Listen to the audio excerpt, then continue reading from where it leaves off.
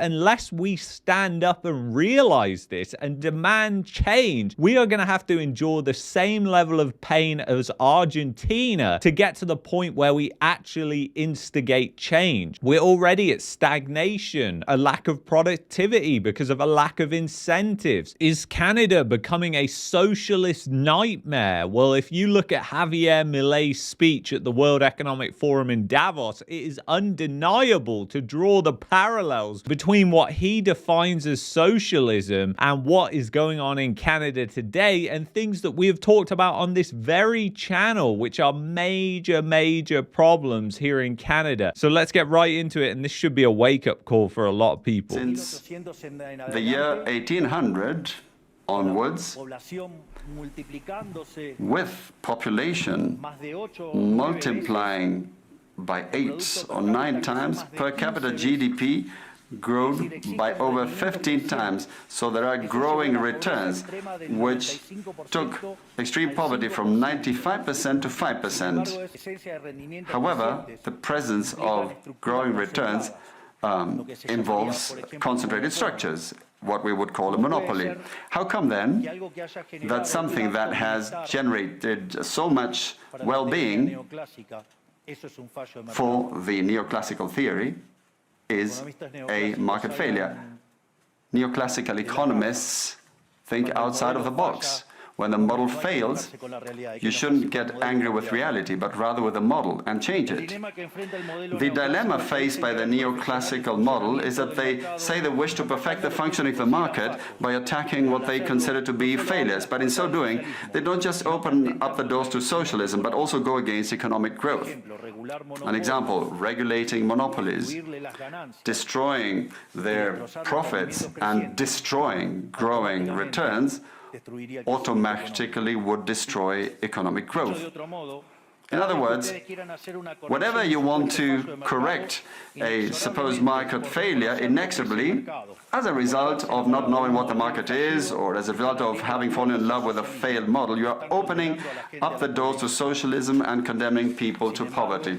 However, faced with the theoretical demonstration that state intervention is harmful and the empirical evidence that it has failed couldn't have been otherwise, the solution to be proposed by collectivists is not greater freedom, but rather greater regulation, which creates a downward spiral of regulations until we're all poorer and the life of all of us depends on a bureaucrat sitting in a luxury office. And think about Canada right now in what he just said there about monopolies and about free enterprise, and think about the monopolies that we have in Canada and the regulations that allow them to be those monopolies. You see, the government would have you believe that the reason we have a lack of grocery store chains in Canada and a lack of airlines is just because we need more regulation. We need more state intervention in these markets. We need to break up these monopolies. But when you actually drill into the details, it's actually because of overregulation that stops these other companies coming to places like Canada. An example is the airlines. For example, airlines have to be so much Canadian owned to operate in Canadian skies, which I've said is just completely ridiculous. And many countries do not operate on this model and have drastically lower airfares. When you allow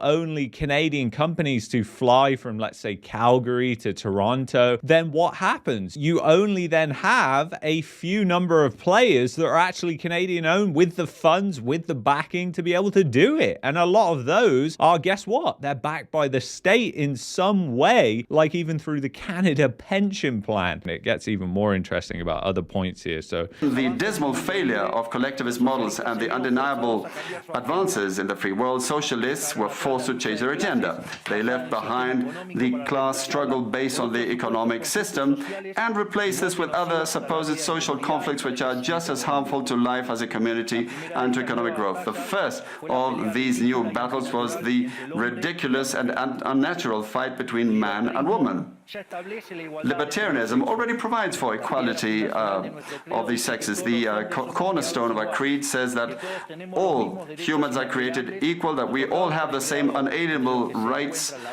granted by the Creator, including life, freedom, and ownership. And I think this one is utterly ridiculous as well when you think about it, but we see that playing out in culture right now. People are not getting jobs based on merit, they're just getting jobs based on equality. And this has been going on for a long time in not only Canada, but in the UK, where I'm from. I can remember when I actually went for a job at the BBC, which is the state broadcaster essentially in the UK. And the reason why I was told I didn't get the job in the end was because there was one female applicant for that job and they had to go with her for equality. That is literally what the hiring manager said to me. And I was just blown away. But I almost knew as soon as I saw the room where there was about 30 to 40 people and there was one female, and I got through to the final round of interviews and there was only 3 of us at that point and she was there, I knew I hadn't got the job. I even debated not even going to the final interview because I knew that she was going to get the job. And that's when the whole conversation came about, that it was because of equality that they had to go with her. Like, and that is just unbelievable. It's not based on the best person. It's just based on, oh, well, we need to look like this in the public view or in the state's view. So this is what we're going to do. And you see these things playing out almost constantly. If you own a business right now, you will know you're going to employ the best people. You're not going to discriminate based on race or based on whether you're female or male. That is utterly ridiculous. If you've got a great candidate in front of you, you're not going to deny them just because they're a woman, and you're not going to deny them based on the color of their skin. And the people who propagate these narratives that we're racist or sexist are generally racist and sexist themselves. They actually prove that. People like Justin Trudeau. That's what makes it a total hypocrisy when you think about it, because the people who are actually saying that you're a racist, they're actually racist themselves. And now we've gone so far left field when it comes to equality that essentially we are becoming racist in order to solve racism. And it's just absolutely crazy. So let's continue. All that this radical feminism agenda has led to is greater state intervention to hinder the economic process,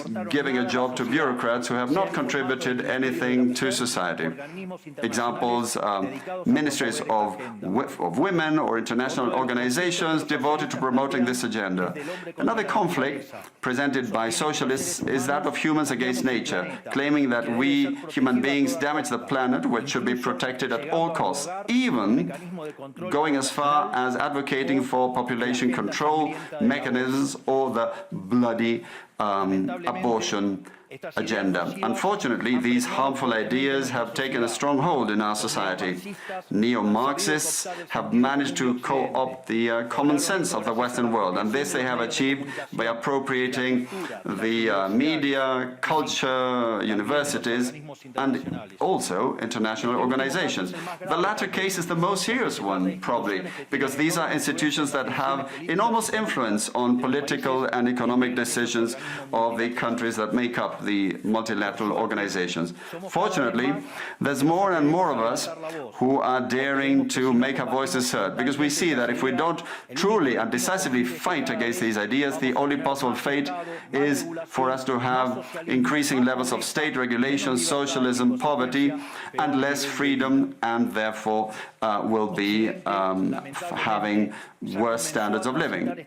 And again, doesn't that just describe Canada right now? Worsening standards of living, more socialism. And he even talks about redefining what socialism is, which I think is a great thing. And what a lot of people don't understand or realize is right now, like, we have the choice between bad or even worse when it comes to our politicians. Pierre, Danielle Smith, these are not libertarians. They are crony capitalists disguised as populists. And it's absolutely insane. But unless we stand up and realize this and demand change, we are going to have to endure the same level of pain as Argentina to get to the point where we actually instigate change. And that is the reality that I think will become a reality in Canada, believe it or not. I think Canada will eventually get to hyperinflation, not in the next 10 years, maybe, but maybe in the next 20, 30 years, we're already at stagnation, a lack of productivity because of a lack of incentives. And you know, all these socialists, they come on and they say it's all about climate change and saving the planet, and they're flying around in their private jets. It's an utter hypocrisy, like everything. Like I said, with the racism and the feminism, once again, it's just a hypocrisy with all these people, and it's a joke. And nobody thinks critically enough anymore due to the overconsumption of brain rot media like TikTok and other forms of media, that people cannot think for themselves. I mean, I can only count a very few number of people who are critical thinkers that I know on YouTube in Canada. So it's absolutely crazy when you think about it, but listen closely here because it's very interesting. The West has unfortunately already started to go along this path. I know to many it may sound ridiculous to suggest that the West has turned to socialism,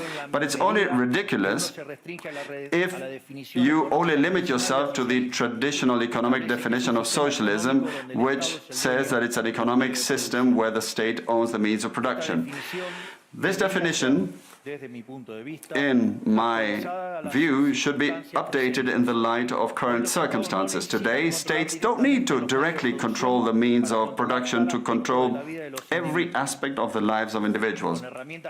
With tools such as printing money, debt, subsidies, controlling the interest rate, price controls. And think about Canada, guys, because he's literally described, you know, what happens in Canada: printing money, debt, all these instruments of control, which I've talked about many times, that when people are in debt, they're easier to control. Because you think about it, we have an economic crisis in 6 months and lots of people become unemployed. It doesn't matter whether Trudeau is in charge or Pierre is in charge. It does not matter. They will both have the same response, which is stimulus programs. The reason that we have these market failures are actually because of the state interventions, are actually because these banks, they don't run on their own dime. They're essentially funded by the taxpayer. We subsidize these banks, and these people at the top make enormous amounts of money, and it's essentially part of the state when you think about the banking system and the way it is controlled by just few number of oligarchs here in Canada. So when you think about the over-regulation as well, it's exactly the same thing. It suppresses the entrepreneur from creating businesses, which is free market capitalism, which allows small businesses to compete with these large businesses. And they make these state regulations and subsidies, they put these in place so that it makes it impossible for the average person to even compete on a level playing field with these different places. Regulations to correct the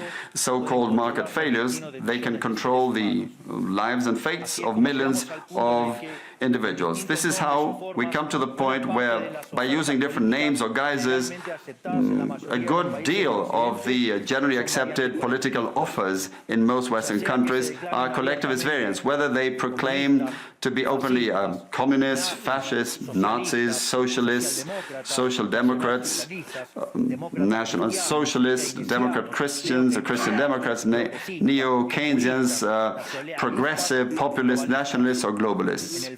At bottom, there are no major differences. They all say that the state should steer all aspects of the lives of individuals.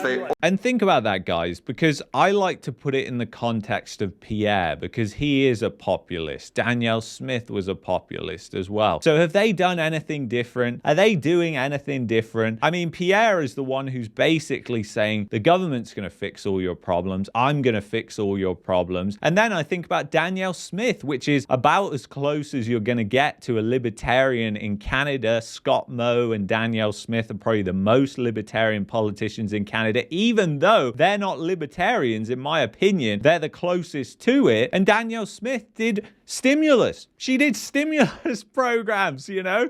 She went on the mass migration campaign, exactly like Trudeau, just doing it domestically. And none of the people voted for that. That's the thing. That's the unique thing that nobody outlines and nobody says. And a lot of the conservative media in Canada, although they offer great coverage of different things, they do not offer great coverage when it comes to these politicians. Because I think that Trudeau such a disgusting prime minister and left such a sour taste in people's mouths that now they want to jump on the bandwagon that these people are going to be the answer. And I think because they're populists and because they're good, especially Pierre, at using social media, it doesn't matter what they do. These people are just going to get support because they're populists. That's what they do. They conform to everybody's views, whether they actually do anything or don't. And this is exactly what happened with Donald Trump. And then the crisis hit and Donald Trump just did what every other American president has done, which is print money. And he even did direct stimulus. In fact, he was the first one to announce direct stimulus to people. So I think if you're looking at these establishment parties like the Republicans, the Democrats, the Conservatives, the NDPs, the Liberals, to change things, you're going to be bitterly disappointed. If we actually want change in this country, we have to look for people that are like Javier Milei. And that doesn't mean that you're not going to go through a period of economic pain, because I think Argentina is going to be in for a rough ride in the future. But the reality is you have to start from somewhere in order to recover. The thing is, we're going down this slippery slope. I believe we're already in this socialism as defined by Javier Milei in this speech, and I think it should be redefined as that, because that's how a lot of people kind of get around saying that we're a socialist state and we're becoming this failed state, is by saying, well, no, because we have a free market, we have private enterprises, but they're very state controlled and over-regulated. And when you look at pension plans and everything that the state does, and the state has direct ownership in these companies, like, it's unbelievable the conflicts of interest that are there, and people just say, oh yeah, we have a free market. This is crony capitalism. This is crony capitalism, and I don't see anybody on the political stage that is advocating for free market capitalism and protecting liberty, which I believe is fundamental for us to turn around as an economy and stop going down this slippery slope. And as you've seen, guys, in the past 10, 20 years, Canada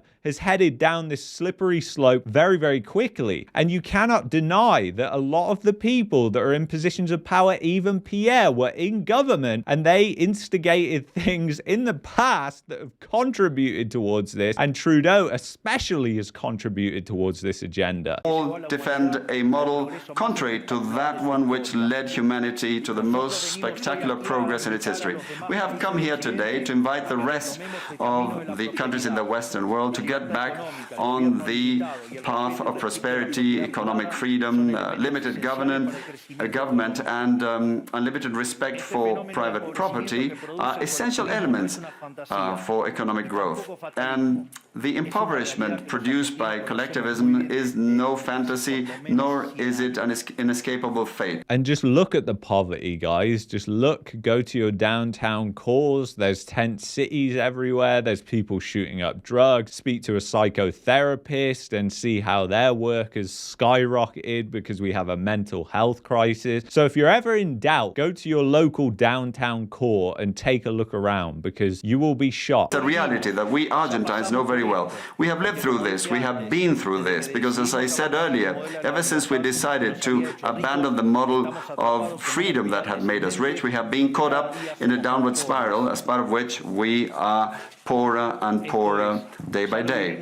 So this is something we have lived through, and we are here to... And isn't it amazing that Argentines like Javier Milei are coming out and they're saying, learn from our mistakes. And when we compare and look at what is going on in our countries and how we're heading towards the same thing, and you have to remember that Argentina was one of the most prosperous economies in the world at one time, and how it went down that slippery slope. It all happens very slowly, and I think that's what people don't understand. They're expecting everything to just collapse and end within a couple of years, but it's a slippery slope that we go on for decades. The thing is, when you look at countries around the world, countries are in different parts of the economic cycle, different parts of the political cycle. When you look at Argentina, for example, they are coming out of a massive economic crisis, and it will take years and years of rebuilding to get back to a place of prosperity, but they are on the road to recovery. recovery, where you've got a lot of states like Canada, the UK, many European countries, and even the United States that are essentially descending down to become failed states. And even if you look at the United States, for example, which is, in my opinion, much better off than Canada, they are still failing as a state. They're just failing from a higher level. And I've seen this in reality too, because I came from the UK, which is a failing state, which is much ahead of Canada. And if you go travel around the UK, you will realize pretty quickly what socialism has done to the UK. And they are still not at the point of voting somebody in who's actually going to change things at this point. They're just tossing the baton between the Labour Party and the Conservatives, just as Canada is going to toss the baton between the Liberals and the Conservatives and maybe the NDP. But you know, it's not going to change anything. That's what I don't think people understand or realize. Unless we actually advocate for change, unless we actually want this change collectively as a country, it's really not going to happen. And in Argentina's case, it took extreme pain to get to that point where they wanted change enough that they would vote for a libertarian government like Javier Milei. Warn you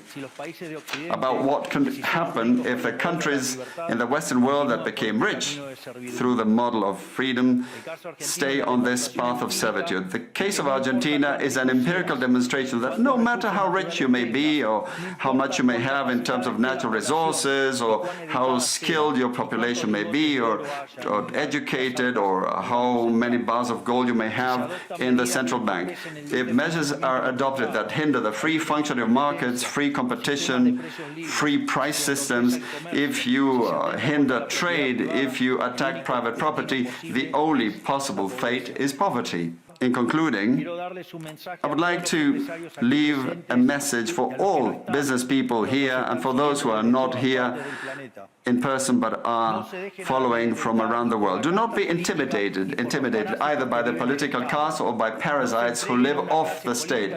Do not surrender to a political class that only wants to stay in power and retain its privileges. You are social benefactors, you're heroes, you're the creators of the most extraordinary period of prosperity we've ever seen. Let no one tell you that your ambition is immoral. If you make money, it's because you offer a better product at a better price, thereby contributing to general well-being. Do not surrender to the advance of the state. The state is not the solution. The state is the problem itself. You are the true protagonists of this story. And rest assured that as from today, Argentina is your staunch, unconditional ally. Thank you very much, and long live freedom. Damn it.